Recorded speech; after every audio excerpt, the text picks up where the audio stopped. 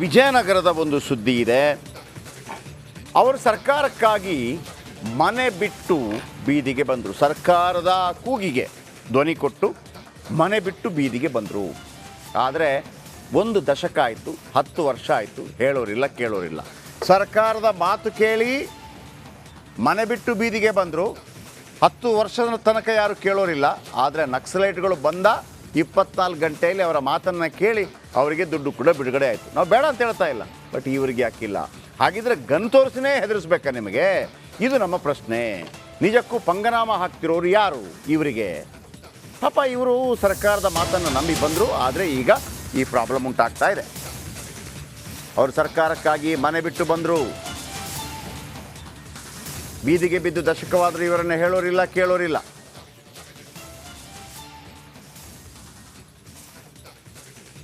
ಅವರು ಸರ್ಕಾರಕ್ಕಾಗಿ ಮನೆ ಬಿಟ್ಟು ಬಂದರು.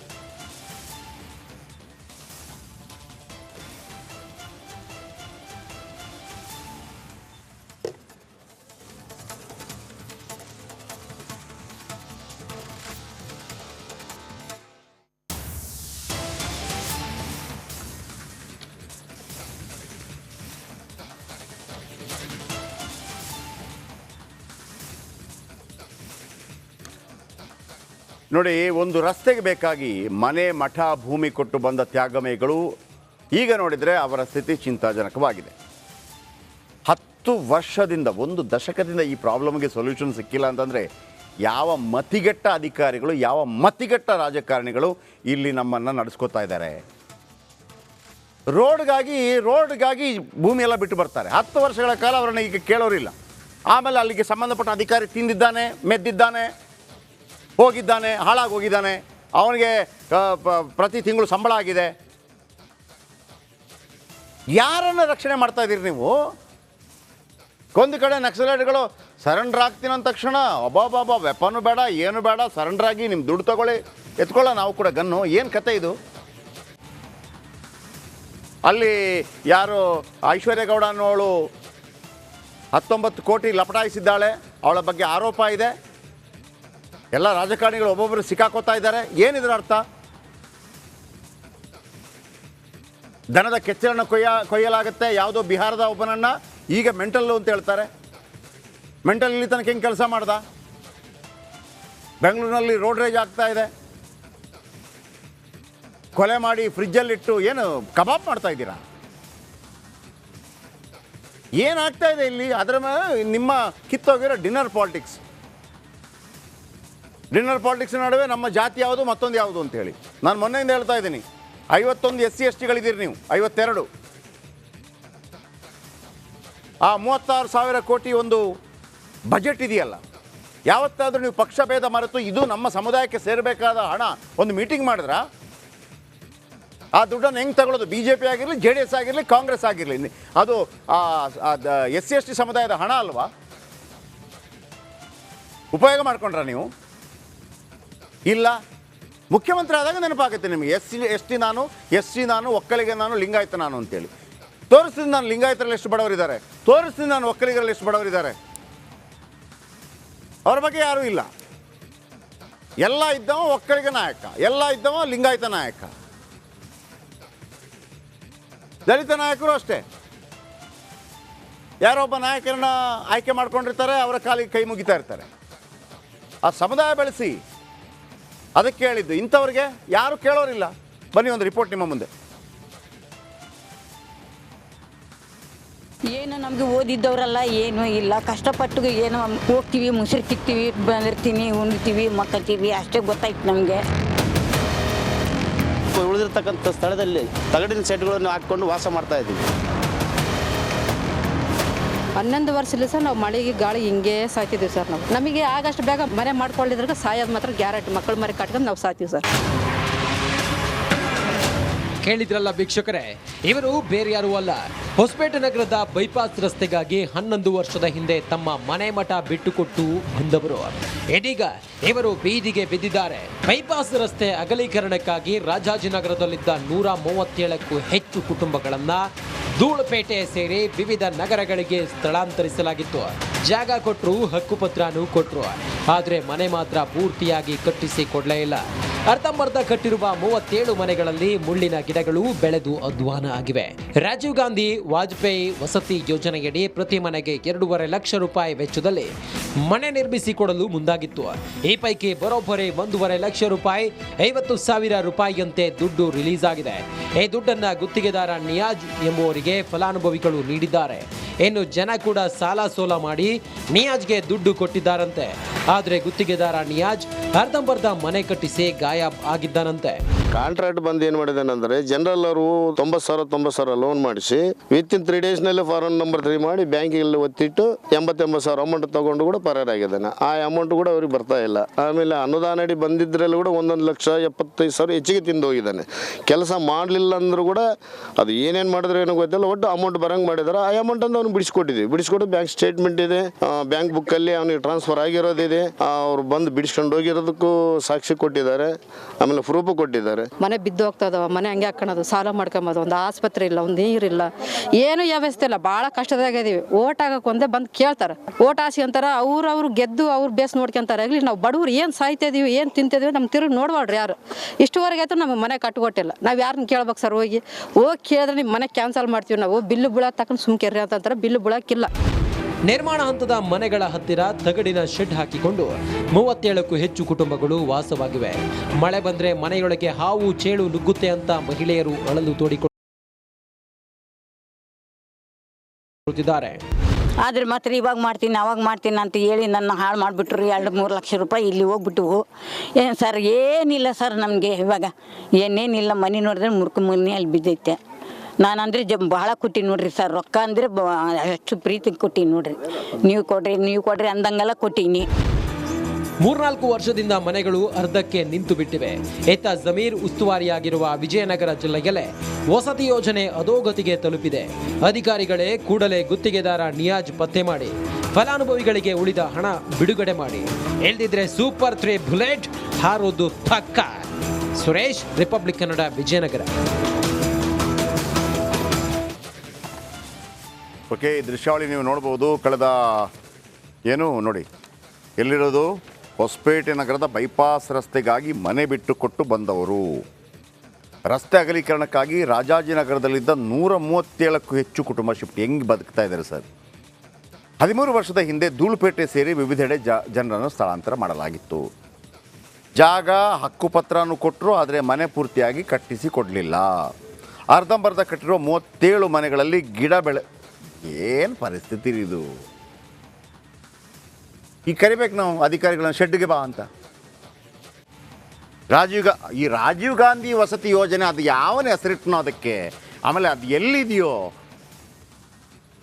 ರಾಜೀವ್ ಗಾಂಧಿ ವಸತಿ ಯೋಜನೆ ಅಡಿಯಲ್ಲಿದೆಯಲ್ಲ, ಅದು ಅವನು ಸಿಗಬೇಕು ನಮಗೆ, ಯಾರಾದರೂ ಸಂಬಂಧಪಟ್ಟವನು. ನಾನು ಅನೇಕ ಇಶ್ಯೂಗಳನ್ನು ನೋಡಿದೆ.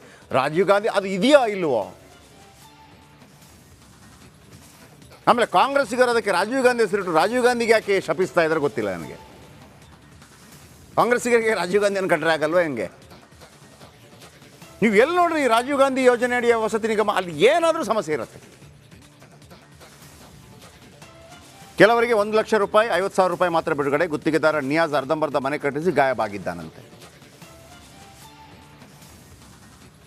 ಗಾಯಬಾದರೆ ಇವ್ರಿಗೆ ಕೊಡೋಂಗಿಲ್ಲ. ಮತ್ತು ಅಧಿಕಾರಿಗಳು ಯಾಕೆ ರಾಜೀನಾಮೆ ಕೊಟ್ಟು ಬನ್ನಿರಿ, ಲೈನಾಗಿ ಬನ್ನಿ, ಮೆಜೆಸ್ಟಿಕ್ಕು ಎಗ್ ರೈಸ್ ಮಾಡಿ, ನಿಮ್ಮ ಯೋಗ್ಯತೆಗೆ ನಿಮ್ಮ ಮಾಡೋಕ್ಕಾಗಿದ್ರೆ ಅಂತ ಬರ್ಕೊಡಿ.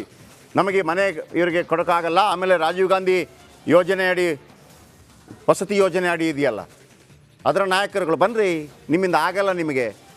ನೀವು ಈ ದೇಶದ ಶತ್ರುಗಳು, ನೀವೆಲ್ಲ ಇಂಥ ಕಿತ್ತೋಗಿರೋ ಅಧಿಕಾರಿಗಳಿದ್ದೀರಲ್ಲ, ನೀವೆಲ್ಲ ದೇಶದ ಶತ್ರುಗಳು. ಪಾಕಿಸ್ತಾನದ ಒಳನುಸುಳುಕೋರರನ್ನು ಅಟ್ಲೀಸ್ಟ್ ಬುಲೆಟಲ್ಲಿ ಹೊಡೆದು ಸಾಯಿಸ್ಬೋದು. ನೀವು ವಿಷ, ನೀವು ಸಮಾಜಕ್ಕೆ ವಿಷ. ನೀವುಗಳೇ ಪ್ರಾಣ ಬಿಡಬೇಕು. ನೀವು 13 ವರ್ಷಗಳಿಂದ ಒಂದು ಮನೆ ಅವರಿಗೆ ಬೇಕಿರೋಂಥ ವ್ಯವಸ್ಥೆ ಮಾಡ್ಕೊಡೋಕ್ಕಾಗಿಲ್ಲ ಅಂತಂದರೆ ನೀವು ಯಾವ ಪುರುಷಾರ್ಥಕ್ಕೆ? ನೀವು 60 ವರ್ಷ ಆದಾಗ ನೀವು ರಿಟೈರ್ಡ್ ಆಗಿ ಹೋಗ್ತೀರಿ. ನಿಮ್ಮನ್ನು ಒಂದು ನಾಯಿ ಸಮೇತ ಬೊಗಳೋದಿಲ್ಲ ನಿಮ್ಮನ್ನು ನೋಡಿದಾಗ, ನಿಮಗೆ ಗೌರವ ಇಲ್ಲದೆ ಬಾಲ ಅಲ್ಲಾಡಿಸೋದಿಲ್ಲ ನಿಮ್ಮನ್ನು ನೋಡಿದಾಗ. ನೋಡಿದ್ದೀನಿ ನಾನು ಕೆಲವು ಅಧಿಕಾರಿಗಳನ್ನು, ಎಂಥ ದರ್ಪಗಳು ಅಧಿಕಾರದಲ್ಲಿದ್ದಾಗ. ಇದು ಕಣ್ಣಿಗೆ ಕಾಣಲ್ಲ ನಿಮಗೆ? ಈ ಥರ ಬದುಕಬೇಕಾ? ಇವರ ಹತ್ರ ಬಂದ್ಬಿಟ್ಟು ನಾವು ಯಾವುದೇ ಪಾರ್ಟಿ ಆಗಿರಲಿ, ಬನ್ನಿ ಯೋಗ ಮಾಡೋಣ ಅಂತಂದರೆ ಕೇಳ್ತಾರೆ ಇವರು? ನಾವು ವಿಶ್ವದ 3ನೇ ಆರ್ಥಿಕ ಶಕ್ತಿ ಅಂತ ಕೇಳ್ತಾರ? ಸಿದ್ದರಾಮಯ್ಯ ಅಂತಾರೆ ನನಗೂ ಫ್ರೀ ನಿನಗೂ ಫ್ರೀ, ಯಾವನಿಗೆ ಬೇಕು ಫ್ರೀ ಅಂತಾರೆ. ಮನೆ ಕಟ್ಟಿಸ್ಕೊಡ್ರಪ್ಪ ಮೊದಲು ಅಂತ. ಹರ್ ಘರ್ ಬಿಜಿಲಿ ಅಂತ ಹೇಳ್ತೀವಿ. ಎಲ್ಲಿ ಬಿಜಿಲಿ? ಭಾಗ್ಯಲಕ್ಷ್ಮಿ ಎಲ್ಲಿ? ಭಾಗ್ಯಲಕ್ಷ್ಮಿ ಯೋಜನೆ ಇಲ್ಲಿ ಯಾವ ತಾಯಿಗೆ ನೀವು ಇನ್ನು 2,000 ರೂಪಾಯಿ ಯಾವ ಅಡ್ರೆಸ್ ಮೇಲೆ ಕೊಡ್ತೀರಿ? ಏನು ಗೃಹಲಕ್ಷ್ಮಿ ಯೋಜನೆ ಸಮಥಿಂಗ್? ಯಾರು ಸಂಬಂಧಪಟ್ಟವರು? ಫೋಟೋ ಹಾಕ್ರಿ. ವಸಂತ ಕುಮಾರಿ CP ಗೃಹ ಮಂಡಳಿ. CP ಅಂದರೆ ಗೃಹ ಮಂಡಳಿ ಅಧಿಕಾರಿ. ಆಮೇಲೆ ನೋಂಗ್ಚಾಯ್ Akram Shah CEO. ನೋಂಗ್ಚಾಯ್ Akram Shah CEO. MS Diwakar ಜಿಲ್ಲಾಧಿಕಾರಿಗಳು. HR ಗವಿಯಪ್ಪ ಶಾಸಕರು. ವಸಂತ ಕುಮಾರಿ CP ಅವರು ಗೃಹ ಮಂಡಳಿ CP. ಮೊದಲು ಅಡ್ರೆಸ್ ಮಾಡಬೇಕು, ಮೊದಲು ಕೇಳಬೇಕು 13 ವರ್ಷಗಳಿಂದ. ಇಲ್ಲಾಂದರೆ ಅವರನ್ನು ವಿಷ ಕೊಟ್ಟು ಸಾಯಿಸಿ. ನಿಮ್ಮಿಂದ ಆಗೋದಿಲ್ಲ, ವಿಷ ಕೊಟ್ಟು ಸಾಯಿಸಿ. ಹಾಗಾದ್ರೆ ಇರಲಿ. ಒಬ್ಬನಿಗೆ ಜವಾಬ್ದಾರಿ ಇಲ್ಲ. ಇಲ್ಲೇ ಗವಿಯಪ್ಪನವರು ಓಡಾಡಿರೋದಿಲ್ವಾ? ಗೊತ್ತಿರೋದಿಲ್ಲ ಅವರಿಗೆ. ಗವಿಯಪ್ಪನವರು ಕೂಡ 137 ಕುಟುಂಬಗಳಿಗೆ ಕೊಡಬೇಕು, ವ್ಯವಸ್ಥೆ ಮಾಡಬೇಕು ಅಂತೇಳಿ. ಗವಿಯಪ್ಪನವರೇ,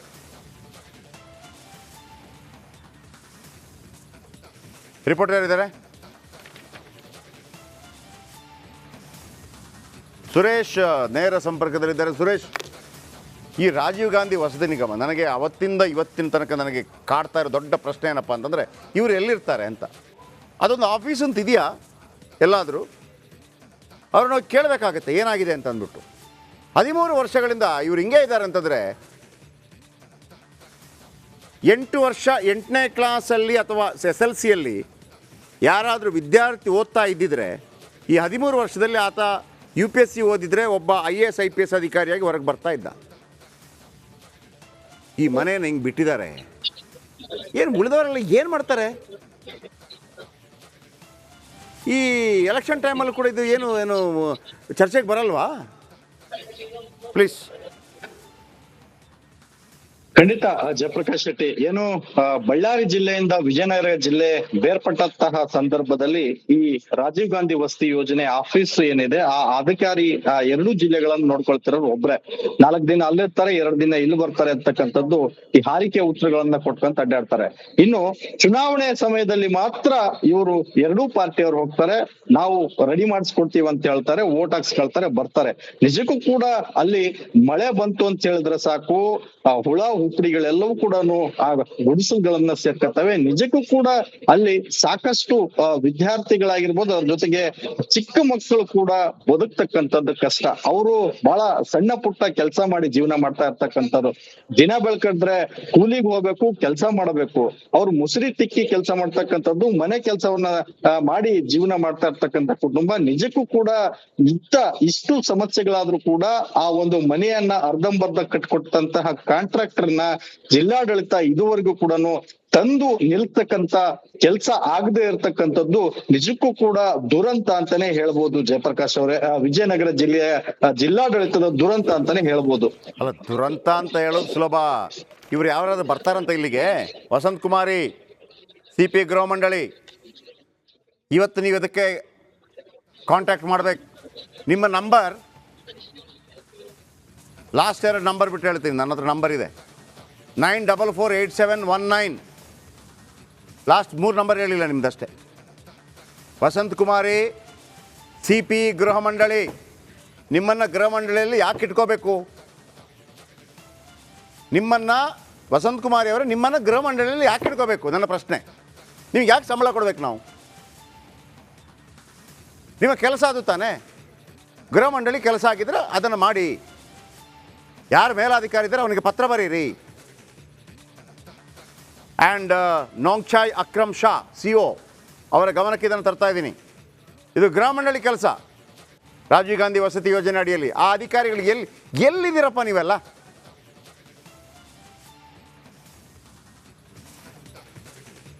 ಆ್ಯಂಡ್ HR ಗವಿಯಪ್ಪನವರೇ ಶಾಸಕರು. ನೀವು ಶಾಸಕರಾಗಿದ್ದು ಏನಕ್ಕೆ ಶಾಸಕರಾಗಿದ್ದು ನೀವು? ಈ ನಿಮ್ಮ ಕ್ಷೇತ್ರದ ಜನಗಳ ಕೆಲಸ ಮಾಡಕ್ಕೆ ತಾನೆ. ಇದನ್ನು ಕೇಳಿ. ಏನಪ್ಪ ಪ್ರಾಬ್ಲಮ್? 137 ಜನ ಏನಾಗಿದೆ ನಿಮಗೆ? ನೀವು ಅದಕ್ಕೆ ತಾನೇ ಇರೋದು. ನಿಮಗೆ ನಾವು ಸಂಬಳ ಕೊಡ್ತಿದ್ದೀವಲ್ವ? ನೀವೊಂದು ಸಿಟ್ಟಿಂಗಲ್ಲಿ ವಿಧಾನಸಭೆಯಲ್ಲಿ ಕೂತ್ರೆ ಸಂಬಳ ಕೊಡ್ತಿದ್ದೀವಲ್ಲ, ಅದು ನಮ್ಮ ದುಡ್ಡು. ನಿಮ್ಮ ಕಾರ್ ಕೊಟ್ಟಿದ್ದಾರಲ್ಲ ಗೌರ್ಮೆಂಟು, ನಮ್ಮ ದುಡ್ಡು. ನಿಮಗೆ ಡ್ರೈವರ್ ಕೊಟ್ಟಿದ್ದೀವಲ್ಲ, ನಮ್ಮ ದುಡ್ಡು. ನಿಮಗೆ ಡೀಸೆಲ್ ಕೊಡ್ತಾ ಇದ್ದೀವಿ, ನಮ್ಮ ದುಡ್ಡು. ನಿಮ್ಗೆ ಆಫೀಸ್ಗಳು ನಮ್ಮ ದುಡ್ಡು. ಇಷ್ಟು ಕೊಟ್ಟ ಕೆಲಸ ಮಾಡಿ ಅಂತ ಕೇಳ್ತಾ ಇರೋದು ಗವಿಯಪ್ಪನವರೇ. ಹಿರಿಯರಿದ್ದೀರಿ, ನಾನು ಹೇಳೋ ಅಗತ್ಯ ಇಲ್ಲ. ಬಟ್ ನೀವು ಅದನ್ನು ಅಡ್ರೆಸ್ ಮಾಡಿಲ್ಲ ಅಂತಂದರೆ ನಿಮ್ಮಗಳ ಅಗತ್ಯ ಏನು? ನಮಗೆ ಏನು ಅಗತ್ಯ? ಹ್ಯಾಂಡ್ MS ದಿವಾಕರ್ ಅವರ ಗಮನಕ್ಕೆ ಇದನ್ನು ತರ್ತಾ ಇದ್ದೀನಿ. ಜಿಲ್ಲಾಧಿಕಾರಿಗಳೇ ಇದರ ಬಗ್ಗೆ ಗಮನ ಹರಿಸಬೇಕು. 13 ವರ್ಷ ಆಯಿತು. ವಸಂತ್ ಕುಮಾರಿ ಅವರೇ, ನಿಮ್ಮ ಫೋಟೋ ಸಿಕ್ಕಿಲ್ಲ ಅಂದ್ಕೊಂಡಿದ್ದೀನಿ ನಾನು. ಓಕೆ, ಆದರೆ ನಂಬರ್ ಇದೆ ನಿಮ್ಮದು. ನಿಮ್ಮ ನಂಬರ್ ಇದೆ ನನ್ನ ಹತ್ರ. ಅಟೆಂಡ್ ಮಾಡಿದರೆ ಒಳ್ಳೆಯದು. ಇಲ್ಲ ಅಂತಂದರೆ ನಿಮ್ಮಂಥವ್ರನ್ನ ನಾವು ಯಾವ ಲೆಕ್ಕದಲ್ಲಿ ಇಡಬೇಕು ಆ ಲೆಕ್ಕದಲ್ಲಿ ಇಡಬೇಕಾಗತ್ತೆ. ಇದಕ್ಕೆ ಸಂಬಂಧಪಟ್ಟ ಹಾಗೆ ನಾನು ನಮ್ಮ ರಿಪೋರ್ಟ್ರಿಗೆ ಹೇಳಿದ್ದೀನಿ ಅದನ್ನು ಫಾಲೋಅಪ್ ಮಾಡೋದಕ್ಕೆ. ಸುರೇಶ್ ಅವರು ಅದನ್ನು ಫಾಲೋಅಪ್ ಮಾಡ್ತಾರೆ. ಆಮೇಲೆ ಜನಗಳೇ, ನೀವು ಕೂಡ ದಂಗೆ ಹೇಳಬೇಕು. ಇದಕ್ಕೆ ದಂಗೆ ಹೇಳಬೇಕು. ಏನೂ ಆಗೋದಿಲ್ಲ. 137 ಕುಟುಂಬಗಳಿಗಿಲ್ಲ ಅಂತಂದರೆ ಆಮೇಲೆ ನಿಮ್ಗೆ ಬರೋದಿಲ್ವಾ? ಅಲ್ಲೊಂದು ಗ್ರಾಮ ಪಂಚಾಯತ್ ಅಂದಿರುತ್ತೆ, ಗ್ರಾಮ ಸಭೆ ಅಂತ ಆಗುತ್ತೆ, ಮತ್ತೊಂದಾಗುತ್ತೆ, ಮಗದೊಂದಾಗುತ್ತೆ. ಏನು ಮಾಡ್ತೀರಿ ನೀವೆಲ್ಲ? ಯಾವುದೋ ಕಿತ್ತೋಗಿರೋ ಜಾತಿ ನಾಯಕನಿಗೆ ಬಂದುಬಿಟ್ಟು ಅಣ್ಣ ಜೈ ಅಕ್ಕ ಜೈ ಅಂದರೆ ಇವರು ಬದುಕಬೇಡವಾಗಿದ್ರೆ ಮೊದಲು ದೇಶಕ್ಕಾಗಿ ಬದುಕಿ, ಸಮಾಜಕ್ಕಾಗಿ ಬದುಕಿ, ಅಕ್ಕಪಕ್ಕದವರಿಗಾಗಿ ಬದುಕಿ.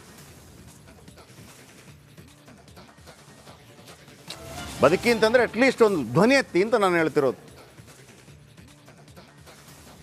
ಅದು ಎಲ್ಲಿಂದ ಬರುತ್ತಪ್ಪ? ಏನೋ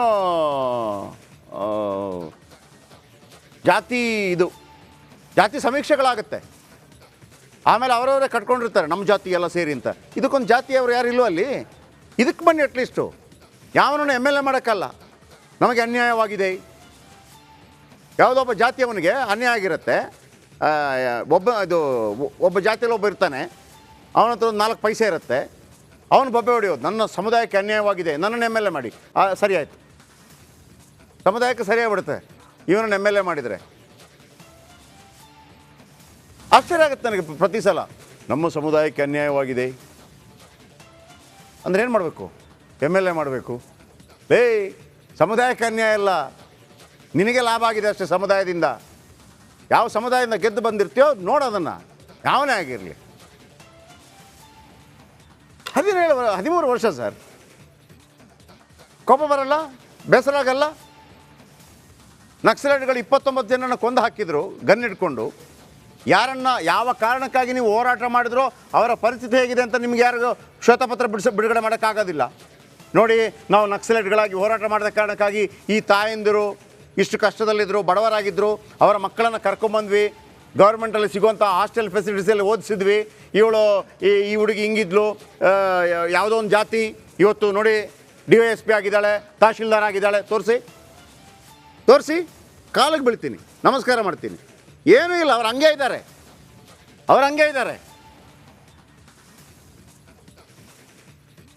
ಬದಲಾವಣೆ ಆಯ್ತು ಅವರ ಜೀವನದಲ್ಲಿ. ನೀವುಗಳು ಬಂದು ಸರೆಂಡರ್ ಆಗಿ ಫೋಟೋದಲ್ಲಿ ದೊಡ್ಡ ಫೋಟೋ ತಗೊಂಡು ಪೋಸ್ ಕೊಟ್ಕೊಂಡು ಸಿಂಪತೈಸರ್ ಅಂತ ಹೇಳ್ಕೊಂಡು ನಿಮ್ಮಿಂದ ಏನು ಲಾಭ ಆಯಿತು ಸಮಾಜಕ್ಕೆ? ಆ ಹೋರಾಟಗಳನ್ನು ಇಲ್ಲಿ ಮಾಡಿ ಕೂತ್ಕೊಳ್ಳಿ, ಬನ್ನಿ ಆಮರಣಂತ ಉಪವಾಸ ಕೂತ್ಕೊಳ್ಳಿ. ನೀವು ಬರೋ ತನಕ ಬಿಡೋದಿಲ್ಲ ಅಂತೇಳಿ ಅದು ಯಾಕೆ ಮಾಡಲ್ಲ? ಗನ್ ನೋಡಿದು ಮತ್ತೊಬ್ಬರನ್ನ ಸಾಯಿಸೋಕ್ಕಾಗತ್ತೆ ಅಂತಂದರೆ ತಾವು ರೆಡಿ ಆಗಬೇಕಲ್ಲ ಜೀವ ಬಿಡಲಿಕ್ಕೆ. ಆಮೇಲೆ ಇದಕ್ಕೆ ಸಂವಿಧಾನಬದ್ಧವಾಗಿ ಅನುಮತಿ ಇದೆಯಲ್ಲ, ನೀವು ಸತ್ಯಾಗ್ರಹ ಮಾಡೋದಕ್ಕೆ. ಆಗ ಬರ್ತಾರೆ ಜಿಲ್ಲಾಧಿಕಾರಿಗಳು, ಬರ್ತಾರೆ ಆಪೋಸಿಷನ್ ಪಾರ್ಟಿಯವರು ಬರ್ತಾರೆ. ಹಬ್ಬ ಯಾವುದೋ ಒಬ್ಬ ತಲೆ ಇದೇನು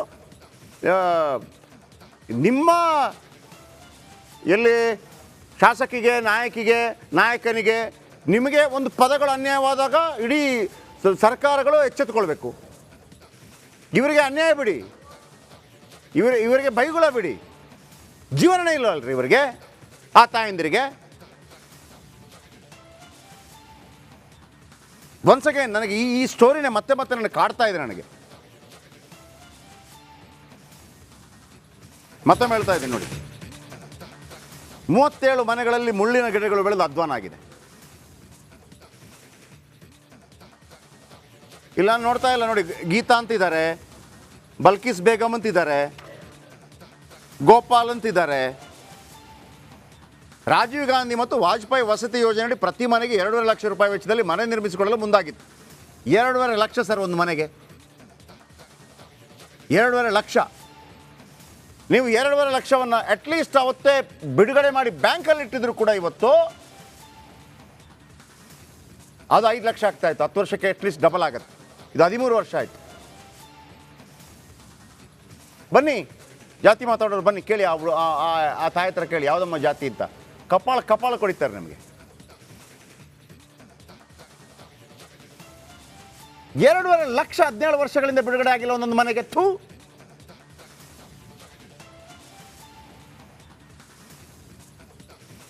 ಒಬ್ಬೊಬ್ಬರಿಗೆ 1.5 ಲಕ್ಷ ರೂಪಾಯಿ 50,000 ರೂಪಾಯಿ ದುಡ್ಡು ರಿಲೀಸ್ ಆಗಿದೆ ಅಂತೆ. ಈ ದುಡ್ಡನ್ನು ಗುತ್ತಿಗೆದಾರ ನಿಯಾಜ್ ಎಂಬವರಿಗೆ ಫಲಾನುಭವಿಗಳು ನೀಡಿದ್ದಾರಂತೆ. ಇನ್ನು ಜನ ಕೂಡ ಸಾಲ ಸೂಲ ಮಾಡಿ ನಿಯಾಜ್ಗೆ ದುಡ್ಡು ಕೊಟ್ಟಿದ್ದಾರಂತೆ. ಆದರೆ ಗುತ್ತಿಗೆದಾರ ನಿಯಾಜ್ ಅರ್ಧಂಬರ್ಧ ಮನೆ ಕಟ್ಟಿಸಿ ಗಾಯಬ ಆಗಿದ್ದಾನಂತೆ. ಅವನು ಬಂದು ಇವರಿಗೆ ಎಣ್ಣೆ ಪಾರ್ಟಿ ಕೊಡಿಸಿ ಬಕೆಟ್ ಹಿಡಿದಿರ್ತಾನೆ. ಈ ಅಧಿಕಾರಿಗಳು ಅವನ ಮಾತು ಕೇಳ್ಕೊಂಡು ಸುಮ್ಮನೆ ನಿಂತಿರ್ತಾರೆ. ಕೆಲವೊಂದು ಆಗತ್ತೆ ಗೊತ್ತಾ, ನಿಮ್ಮ ರೂಲ್ಸ್ ಒಂದಾಗಿದ್ದರೆ ನೀವು ರೂಲ್ಸನ್ನು ಪಾಲನೆ ಮಾಡದೇ ಇದ್ದರೆ. ಕ್ಯಾಲಿಫೋರ್ನಿಯಾದಲ್ಲಿ ಆಯ್ತು ನೋಡಿ ಬೆಂಕಿ, ಎಂತೆಂಥ ಧರಾಶಯ ಆಗ್ಬಿಟ್ಟ 2 ನಿಮಿಷದಲ್ಲಿ. ಫೈನಲಿ ನಮ್ಮನ್ನು ನೋಡುವಂಥ ಸರ್ಕಾರಗಳು ನಮ್ಮನ್ನು ಕಾಪಾಡದೇ ಇದ್ದಾಗ, ಅವರ ಕಣ್ಣೀರು ನೆಲಕ್ಕೆ ಬಿದ್ದಾಗ ಹಂಗಾಗ್ತವೆ ಕೆಲವು. ಸಾರಿ, ನಾನು ಇದನ್ನು ಹೇಳಬಾರ್ದು, ಬಟ್ ಹೇಳಿಲ್ಲ ಅಂದರೆ ನಿಮ್ಮ ದಪ್ಪ ಚರ್ಮಗಳಿಗೆ ಅರ್ಥ ಆಗಲ್ಲ. 137 ಕುಟುಂಬ ರೀ. CO ಸರ್ ಇದ್ದಾರೆ ನಮ್ಮ ಜೊತೆ, ಕಟ್ಟಾಯ್ತಾ ಇದ್ದಾರಾ? ನೋಂಗ್ಜಯ್ ಅಕ್ರಮ್ ಶಾ ಅವರೇ, ನೀವು CO. ಇದನ್ನು ಗಮನಕ್ಕೆ ತರ್ತಾ ಇದ್ದೀನಿ. ಕಳೆದ 13 ವರ್ಷಗಳಿಂದ ಆಗಿಲ್ಲ ಇದು. 12 ವರ್ಷಗಳಿಗೊಮ್ಮೆ ಕುಂಭಮೇಳ ಆದಾಗ ಸಂಭ್ರಮಿಸ್ತೀವಿ ನಾವು. ಕಳೆದ 12 ವರ್ಷಗಳಿಂದ ಆಯಿತು ಕುಂಭಮೇಳ, ಮತ್ತೊಂದು ಕುಂಭಮೇಳ. 13 ವರ್ಷಗಳಿಂದ 2.5 ಲಕ್ಷ ರೂಪಾಯಿ ನಿಮಗೆ ಬಿಡುಗಡೆ ಮಾಡೋಕ್ಕಾಗಿಲ್ಲ.